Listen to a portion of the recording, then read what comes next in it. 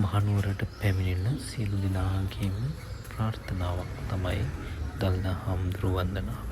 ඉන් අනතුරු ගොඩක් අයගේ ප්‍රාර්ථනාවන් ඉෂ්ට වන තැනක් හැටියට නිත් බෝධිය නැත්තම් ප්‍රාර්ථනා බෝධියට යනවා.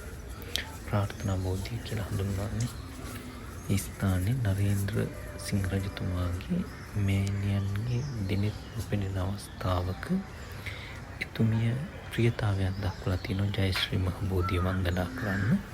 ඒ අවස්ථාවේදී එතුමිය දුවලාංග තියාගෙන දින ගණනාවක් පුරාවට අනුරාධපුරය රැගෙන යනවාසේ මේ නිත් බෝධිය ළඟට අරගෙන ගිහිල්ලා තියෙනවා. එකම තැන අරගෙන ගිහිල්ලා නිත් බෝධිය වන්දනා කරවලා තියෙනවා.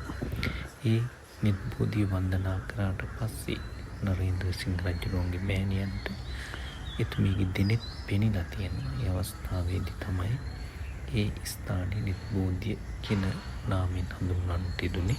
ඉතින් වර්තමානයේත් අපි බොහෝ දෙනෙක් වන්දනාමාන කරන ස්ථානයක් ප්‍රාර්ථනා බෝධිය හැටියට ඒ ස්ථානයේ මේ මොහොතේදී හඳුන්වනවා. ඒ නිසා ඊටාම වටිනා රමණීය ස්ථානයක් තමයි මේ නිත් බෝධීන් වහන්සේ.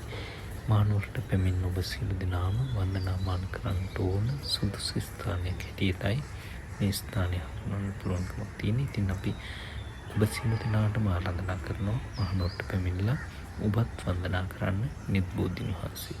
සියලු දෙනාටම ජය ශ්‍රී.